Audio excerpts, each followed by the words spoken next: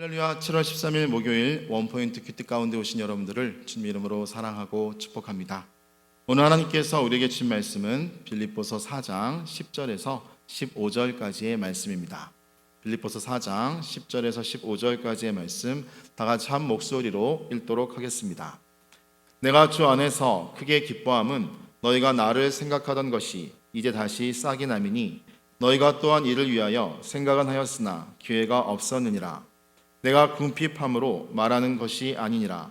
어떠한 형편이든지 나는 자족하기를 배웠느니 나는 비천에 처할 줄도 알고 풍부에 처할 줄도 알아 모든 일 곧 배부름과 배고픔과 풍부와 궁핍에도 처할 줄 아는 일체의 비결을 배웠노라.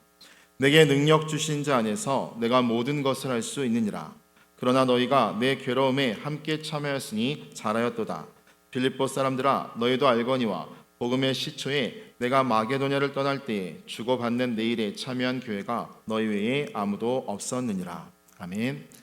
이 시간 자족하기를 배웠노라 라는 제목으로 담임 목사님께서 큐티 인도해 주시겠습니다.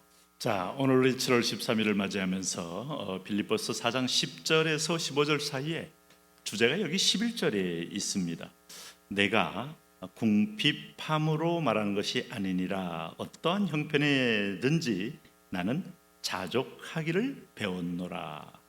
이 자족이란 말만큼 사실은 이 사도 바울이 강조하고 있는 표현이 성경에 그렇게 많지 않아요. 이 특별히 복음 서신에 올 때마다 그는 빌립보 성도들에게 로마의 감옥에서 편지를 쓰면서 그들은 자족을 얘기하고 있어요. 자, 40에 하나 가만매를 5번 맞아가면서도 그는 기쁨과 자족을 얘기하고 있어요. 오늘 이 바울의 이 자족 개념은 그가 영성의 핵심이다, 이렇게 말할 수가 있습니다. 그래서 오늘 빌립보 4장 11절도 있지만은 디모데전서 6장에도 내가 어떠한 형편이든지 나는 자족하기를 배웠다, 이 말을 쓰는 거죠.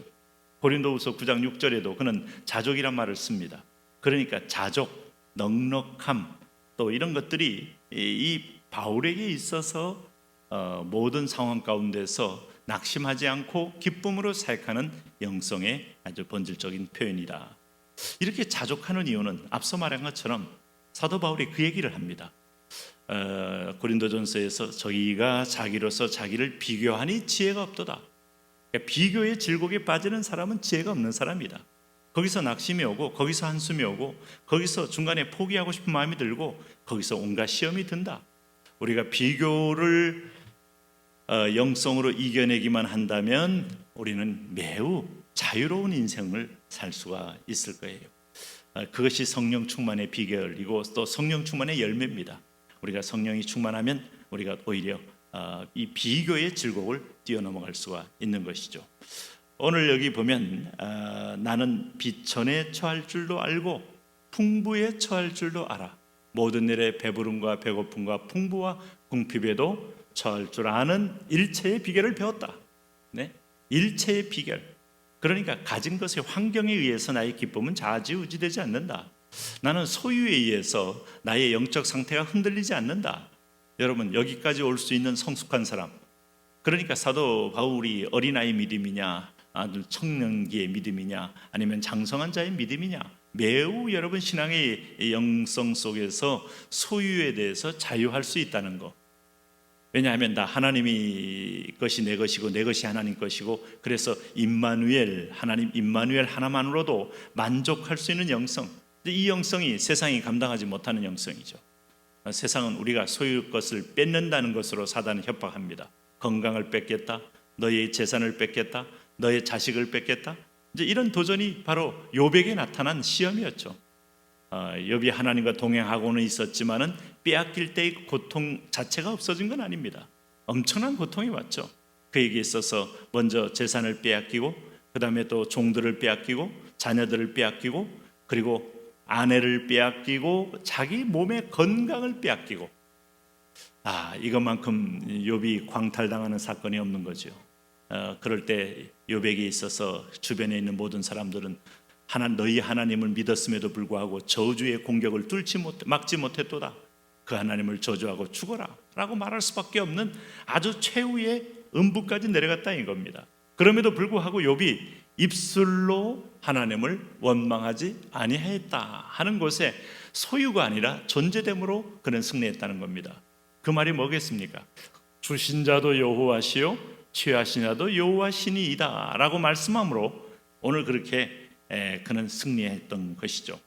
그러므로 그는 나는 비천에 처할 줄도 알고 풍부에 처할 줄도 알아. 모든 일을 곧 배부름과 배고픔과 풍부와 궁핍에도 처할 줄 아는 일체의 비결을 배웠노라. 이것이 사도 바울의 일체의 비결의 원리입니다. 그런 의미에서 보면 어떤 환경에서든지 만족하고 자족하는 이 태도는 하나님 중심주의다, 이렇게 말할 수가 있겠어요. 이것을 사도 바울도 처음부터 가졌다고 말을 하지 않아요. 여기 4장 12절 하반절에 일체의 비결을 배웠노라 라고 보니까 은사가 아니고 배워서 얻었다는 겁니다. 이것은 누구나 배우면 얻을 수 있다는 겁니다. 어떤 면에서 이 세상의 연단을 통하여 배워진다는 겁니다. 오늘 때로는 하나님이 가졌던 것을 의지할 때, 가진 것을 가져갈 때 이것이 있을 수도 있고 없을 수도 있고 이 사이를 배워야 돼요. 살 수도 있고 죽을 수도 있고 생과 사이의 기로를 날마다 산 사람만이 아주 사망의 그늘을 벗어나서 초월적인 삶을 살 수 있는 거죠. 나는 여기서 영구히 살 거다, 착각입니다. 절대 그렇게 되지 않죠. 그러나 나는 죽을 각오하는 사람은 죽음 앞에 자기 몸을 드린 것처럼 보이지만 그 죽음의 배후에 승리하신 주님을 만나게 되니까 오히려 그것이 승리의 역설적인 원리인 것을 깨닫는 사람은 자족만큼 최선의 방법이 없고 최고의 기쁨이 없다는 것을 배운 겁니다. 인생이 철을 든다는 것이 뭐겠어요? 노욕이 들고 자기 사사로운 음식에 탐심이 들고 또 소유에 탐심이 들고 손이 점점 안으로 굽어가면서 자기 것을 가득 채워놓는 사람입니까? 간혹 그런 인생을 보지만은 얼마나 불쌍하고 모든 걸 다 놓고 가면서도 마지막에 놓을 수 없어서 손이 굽어 있는 모습을 간혹 우리가 볼 수 있다고 하는데 얼마나 비극적인 얘기입니까? 네? 얼굴이 펴진 사람, 몸에 힘이 빠진 사람, 몸이 편안한 사람, 역시 여러분 소유에 대해서 하나님께 한번 인생을 던진 사람이죠. 그래서 13절 이런 말씀하는 겁니다. 내게 능력 주시는 자 안에서 내가 모든 것을 할 수 있느니라. 이 말은 내가 내 소유를 내려놨더니 주님이 내 소유가 됐다는 거예요. 오늘 예수님께서 우리에게 준 최대의 선물, 볼지어다 세상 끝날까지 내가 너희와 항상 함께 있을 것이니라. 이게 결코 무한한 자원이지 허공에 뜬 빈말이 아닙니다. 그러므로 바울에겐 이 말이 가능합니다. 내게 능력 주시는 자 안에서 내가 모든 것을 소유할 수 있느니라. 오해하지 마십시오. 하나님의 능력을 가지고 돈을 더 많이 소유하고 하나님의 능력으로 더 높은 자리에 올라가고 하나님의 능력으로 내가 더 많은 건강, 오랫동안 건강을 누리고 이걸 위해 쓰는 게 아니에요. 하나님 한 분으로 만족하겠다는 거예요. 그럴 때 하나님이 원하는 것에 어떤 막힘이 있겠습니까? 막힘이 없는 인생을 산다는 것이죠. 결국 형통한 인생이요, 세상이 감당하지 못하는 인생이요, 가장 하나님께 상급이 있는 인생이요, 바로 그런 인생입니다. 그러므로 오늘도 이 바울의 이 자족하는 마음이 오늘 이 아침에 큐티하는 저의 마음이 되고 여러분 마음이 되시면 좋겠습니다. 하나님, 우리가 자족하는 마음으로 승리하게 하여 주옵소서. 예수님 이름으로 기도합니다. 아멘.